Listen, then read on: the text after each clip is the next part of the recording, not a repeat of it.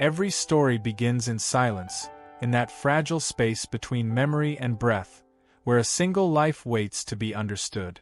Before the lights rise, before the first word is spoken, there is only the quiet pulse of a journey, shaped by choices, marked by triumphs and failures, carried forward by the relentless force of time.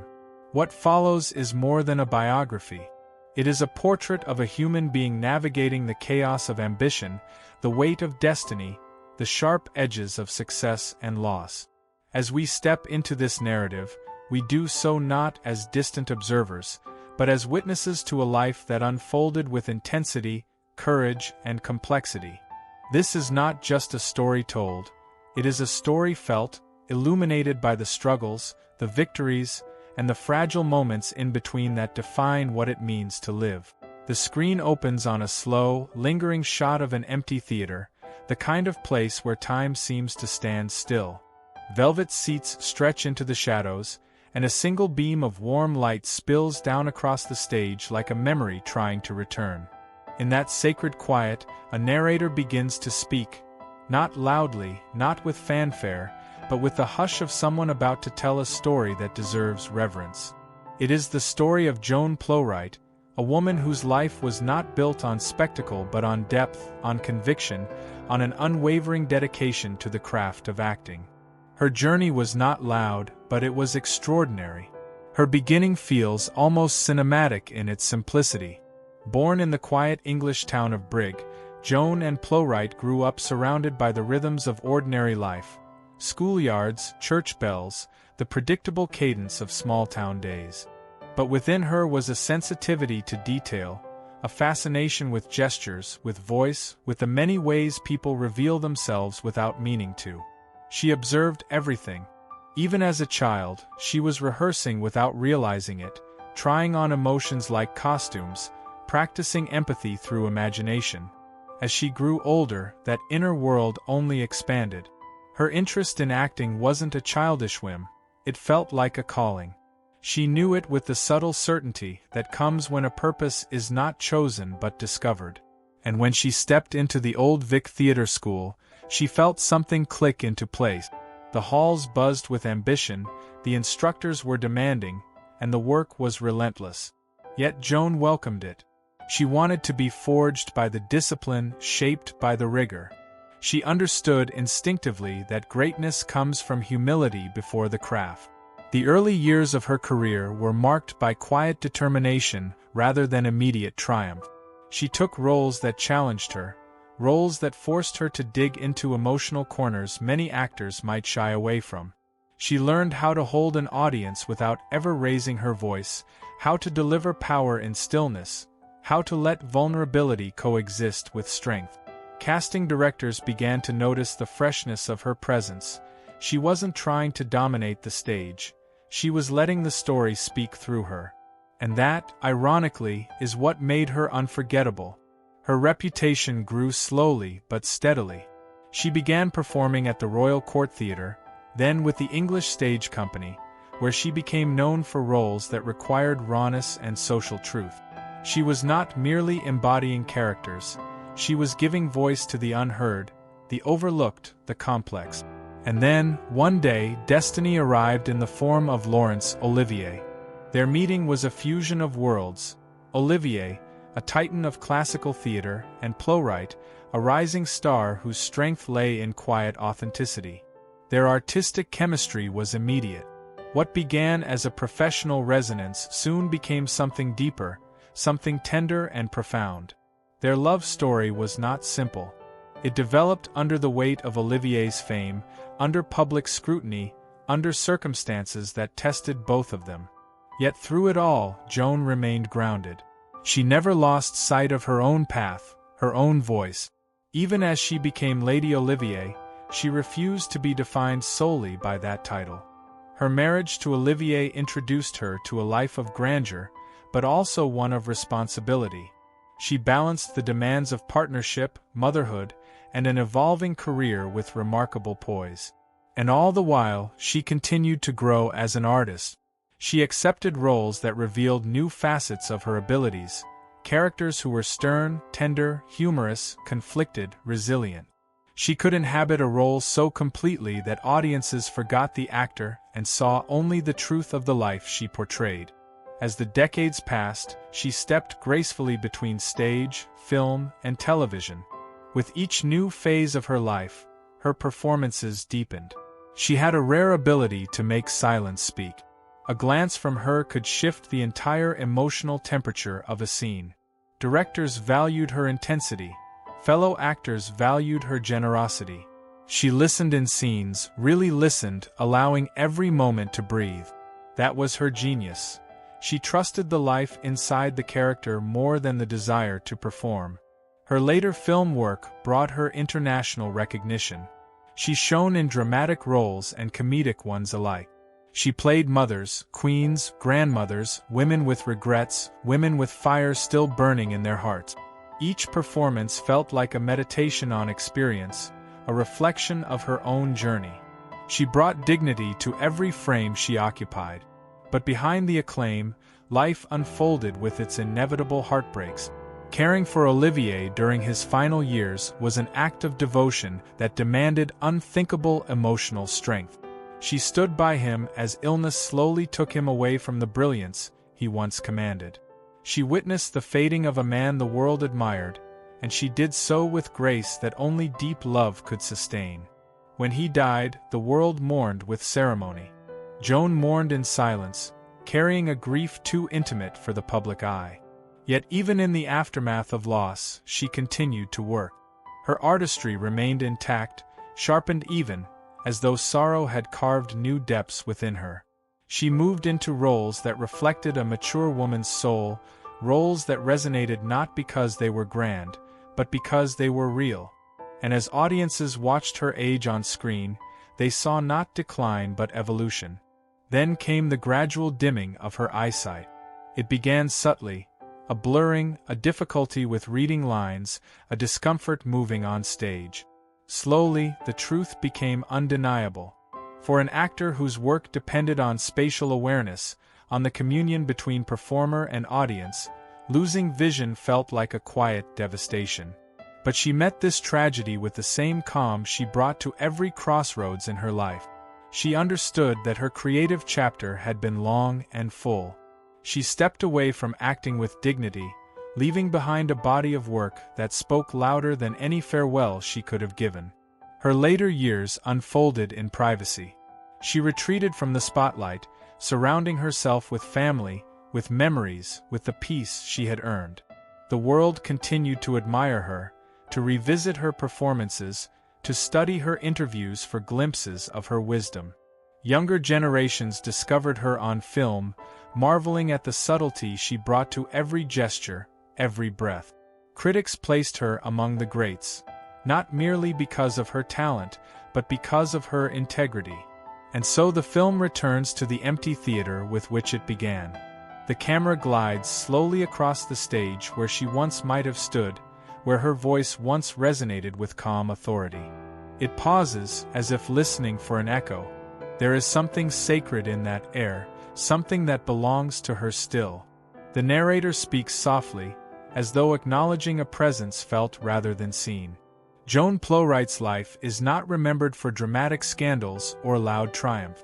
It is remembered for its honesty, for the steadiness with which she pursued her craft, for the love she gave, for the resilience she carried. She did not chase immortality, and yet she achieved it. Her legacy remains in every actor who values truth over showmanship, in every performance that prioritizes depth over flash, in every viewer who feels something stir within them because of a character she brought to life.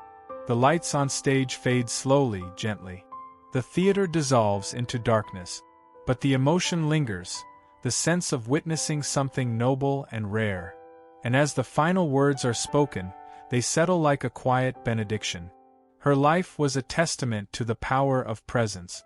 Her art was a study in humanity. And though the curtain has long since fallen, the world continues to feel her influence, softly, steadily, like a light that never truly goes out. The screen opens on the muted glow of an overcast English shoreline.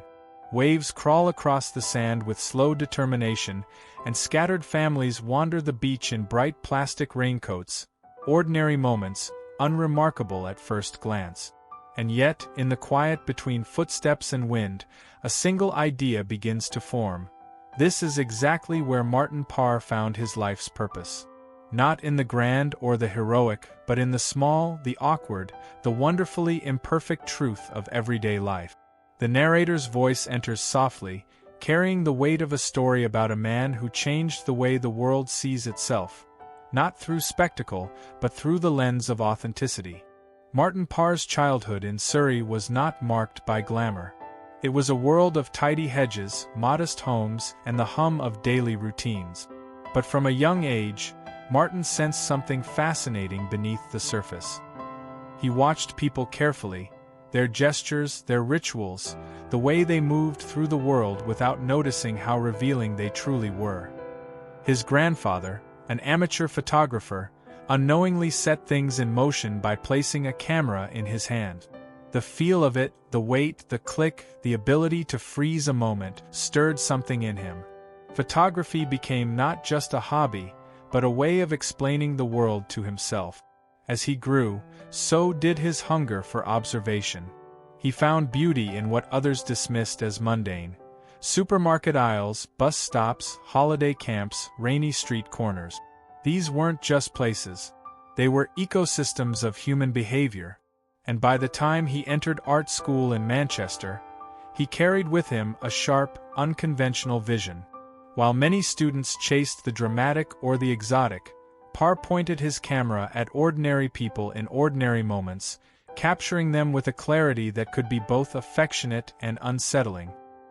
His early career unfolded in quiet rebellion. The photographic world of the 1970s leaned toward black-and-white seriousness, toward the romantic notion of the photographer as a solemn observer of profound truths. But Martin sensed that truth didn't always wear a poetic mask. Sometimes it wore a mismatched outfit, or held a melting ice cream cone, or sat under a fluorescent light that made everything look a bit too real. He embraced these realities, treating them not as flaws but as windows into who we really are. And slowly, his style began to take form. Then came color. For Parr, discovering the potential of color photography was like unlocking a new emotional vocabulary. Color wasn't just aesthetic. It was psychological, cultural, human. It revealed our desires, our consumer habits, our hopes, our insecurities. It made people laugh, cringe, and think all at once. His photographs grew bolder, more saturated, more unmistakably his. They became mirrors that viewers sometimes wished they could turn away from, yet could not stop looking into. In the 1980s, Parr immersed himself in communities around Britain, documenting them with the intimacy of someone who genuinely cared. He photographed seaside towns with their gaudy postcards and clammy kiosks. He captured families on holiday, awkward smiles frozen in the sticky heat. He explored social classes, revealing how subtle differences in habits and possessions spoke volumes about inequality. His work was humorous, but never cruel, satirical, but not mocking. He held up the truth gently, even when it stung. His breakthrough came with a project that would define him in the public eye, The Last Resort. Shot in New Brighton, it depicted working-class families navigating a decaying holiday destination. The images were vivid, raw, and unapologetically honest. Children played next to piles of trash. Adults sunbathed under gray skies. Chaos and joy coexisted in every frame. The photography establishment was stunned. Some called it brilliant, others called it disrespectful. But no one could deny it.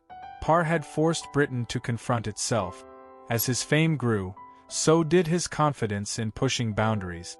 He documented consumer culture with almost forensic curiosity. Supermarkets bursting with products, shoppers carried away by convenience. He explored globalization, tourism, and the strange choreography of human behavior in public spaces. He traveled the world, yet he always returned to the small interactions that made life what it is. a hand reaching for a pastry, a family negotiating a map, a man asleep under the buzzing warmth of a neon sign. Behind the bold colors and humorous framing, Parr was conducting a decades-long study of the human condition. And though some critics continued to question whether his work was compassionate or cynical, Parr himself knew the truth. He photographed the world with love. Honest love. Love that doesn't shy away from imperfections. Love that acknowledges the absurdity of modern life without sneering at it.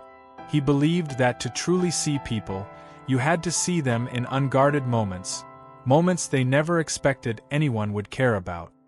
His influence spread far beyond galleries. He became a member of Magnum Photos, the legendary cooperative of documentary photographers, a position that placed him among giants. And yet, even within that circle, he remained unmistakably himself, unpredictable, humorous, fearless in his pursuit of authenticity.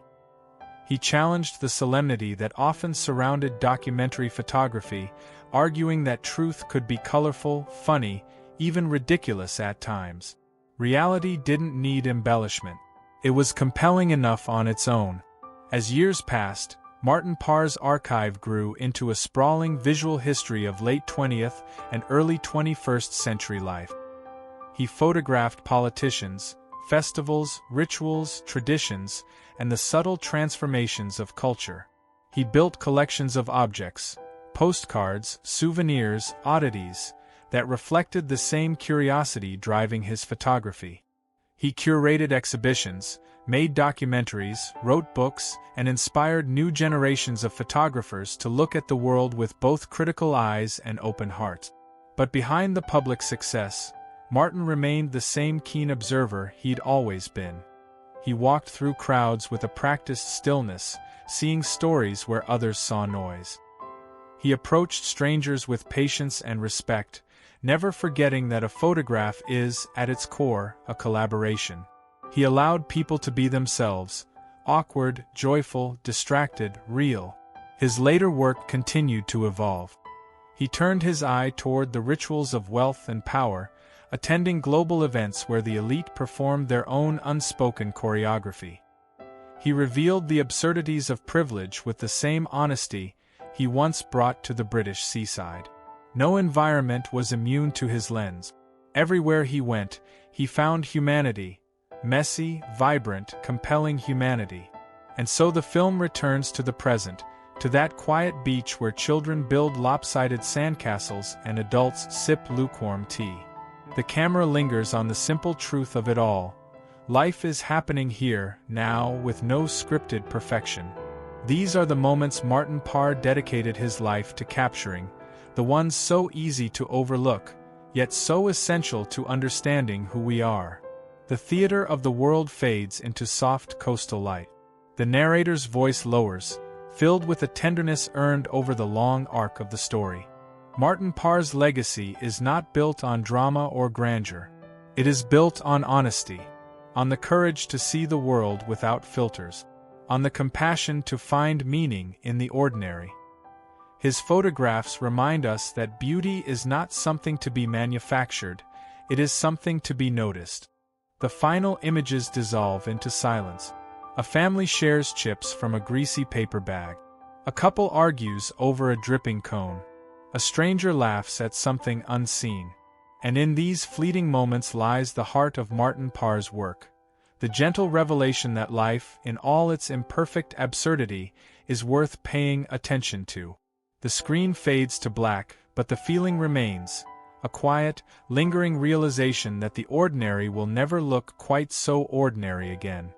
The story begins in the glow of a late, evening skyline, the kind where glass towers flicker with the last traces of daylight. In the fading warmth, a single figure stands at the edge of a vast boardroom window, Tom Hicks, a man whose life has been shaped by ambition, risk, triumph, and backlash in equal measure. His silhouette is calm, steady, almost statuesque, but behind that quiet stillness lies decades of battles fought in the unpredictable arenas of business and sports ownership. His journey began far from the glitter of corporate power. Born in Texas, Hicks grew up surrounded by the restless energy of a place built on opportunity: oil fields, cattle ranches, big dreams, bigger gambles. That spirit found its way into him early. He wasn't just curious about success. He was hungry to understand how systems worked, how money moved, how industries formed and collapsed.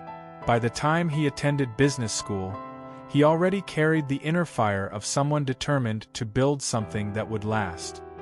His rise was not slow. With a combination of sharp instinct and willingness to take risks others feared, he stepped into the world of private equity like a man entering a storm he fully intended to master. Deals became his language. He built partnerships, bought companies, revived them, reshaped them. He gained a reputation for seeing potential where others saw problems. And with each success, his confidence grew. Not loud, not boastful, but solid, grounded, certain. But it was the world of sports that thrust him into the public eye. Hicks didn't approach teams the way a fan does.